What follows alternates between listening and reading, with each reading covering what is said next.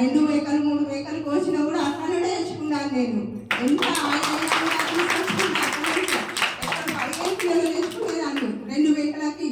అంటే కూడా నేను వాళ్ళకి ఒక 2 బాటిల్స్ తీసుకొచ్చుకున్నాను. ఎందుకంటే అందులో 4 లీటర్లు ఉంటాయి, ఒకటి 2 లీటర్లు ఉంటుంది, 2 బాటిల్స్ తీసుకొచ్చుకున్నాను. కానీ 2 మేకలకి 2 బాటిల్ అయితే మేము ఇంకా మస్తు గూడాలు అవి వేసాము. కానీ ఇంకా మిగిలింది మాకు. కానీ ఆయిల్ కూడా అనేది బాగుంది. ఎవరు కూడా ఇట్లా దమ్మచ్చిందని లేదు, రూపాయిందని లేదు, ఏమని లేరు ఎవరు కూడా. చాలా బాగా అనిపించింది. మేము ఇప్పుడు ప్రతి ఒక్కటి అన్నకెళ్ళి తీసుకొచ్చుకుంటాము. ఏంటంటే దాంట్లో పప్పులు ఉప్పులు బియ్యము అవి మాత్రం ఉండేవి, ప్రతి ఒక్కటి దీంట్లోనే ఉంటుంది.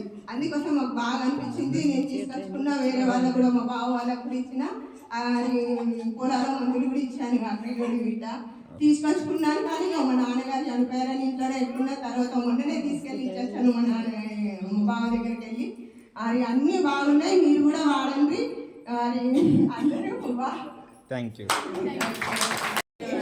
కానీ ఇంత సాలరీ వచ్చినా కూడా ఎప్పుడు ఇది కాలేదు. కానీ మస్తు పని చేసినా కానీ నేను ఇంత ప్రొద్దున రాత్రి చేసినా కూడా అప్పట్లో 120, 100 అట్లా చేసినా కూడా ప్రొద్దు మాకు కష్టపడ్డా కూడా గంతే వస్తున్నాయి. కానీ ఇక్కడ పార్ట్ టైం చేసినా 1 గంట వెళ్ళి వచ్చినా కూడా మనకి అప్పుడు చేసినట్టు ఇప్పుడు వస్తుంది అది కదా.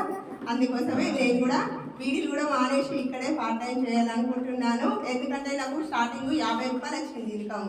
అబ్బా 50 రూపాయలేనా ఇంతేనా అనుకున్నాను. కానీ తర్వాత నెక్స్ట్ మంత్ మళ్ళీ వచ్చింది, ఒకసారి 350, ఒకసారి 380.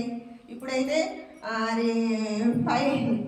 5,000 అయితే వస్తాయని అనుకుంటున్నాను. పోయిన నెలలు కూడా వచ్చినాయి. థ్యాంక్ యూ సో మచ్ ఇంత అవకాశం ఇచ్చినందుకు.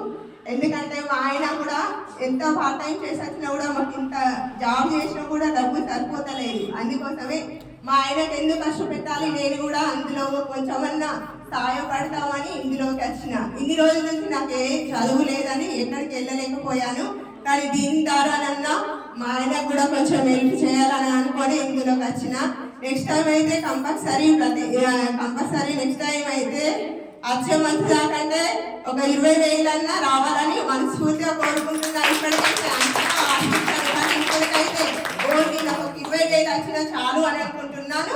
ఒక 10,000 ఇంట్లో ఖర్చు పెట్టిన 10,000 మా ఆయనకి సహాయపడతాను అని అనుకుంటున్నాను.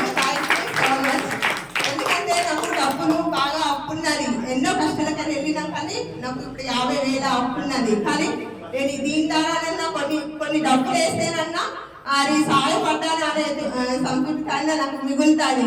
ఎందుకంటే హౌస్ వైఫ్ అయితే నువ్వు ఏం చేస్తావు, ఇంట్లోనే ఉంటావు కదా, నువ్వు ఎక్కడికి నేను తీసుకొస్తే మాత్రం ఇంట్లో పెడితేనే తింటారు అని అంటారు.